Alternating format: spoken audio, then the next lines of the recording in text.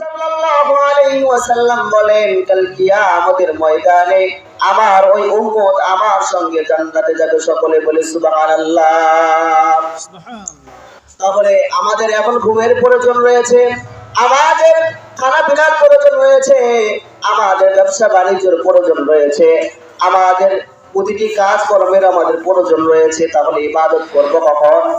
আমাদের প্রশ্ন আসতে পারে।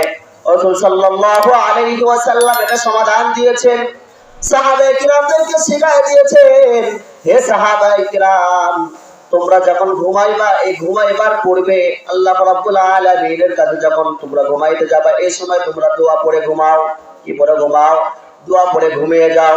যখন তোমরা দোয়াটা পড়ে ঘুমাইবা, যতক্ষণ পর্যন্ত যতটুকু সময় তোমরা ঘুমের ভিতর তোমাদের কাজে বিশ্রামের কাজে যখন ব্যবহার করবা, পুরো সময়টা আল্লাহ রাব্বুল আলামিনের ফেরেশতারা তোমার হায়াতের জিন্দেগির অতটুকু সময় ইবাদতের মধ্যে কাটায় দিবে। সকলে বলে সুবহানাল্লাহ।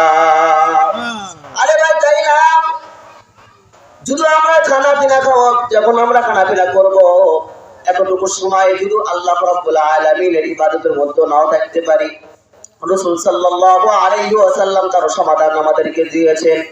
রাসূল সাল্লাল্লাহু আলাইহি ওয়াসাল্লাম বলেন, আমার কোন উম্মত যখন খানা খায়, এই খানা খাওয়ার শুরুতে যদি সে দোয়া পড়ে খানা খাওয়া শুরু করে দেয়, আল্লাহ রাব্বুল আলামিনের একদল ফেরেশতাকে তিনি অর্ডার করে বলেন, হে ফেরেশতা, দুনিয়ার বুকে চলে যাও।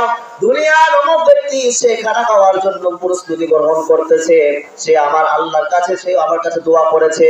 সে যতক্ষণ পর্যন্ত সে খানার মধ্যে লিপ্ত থাকবে, পুরো সময়টা তার ইবাদতের খাতায় লিপিবদ্ধ করো। সকলে বলে সুবহানাল্লাহ।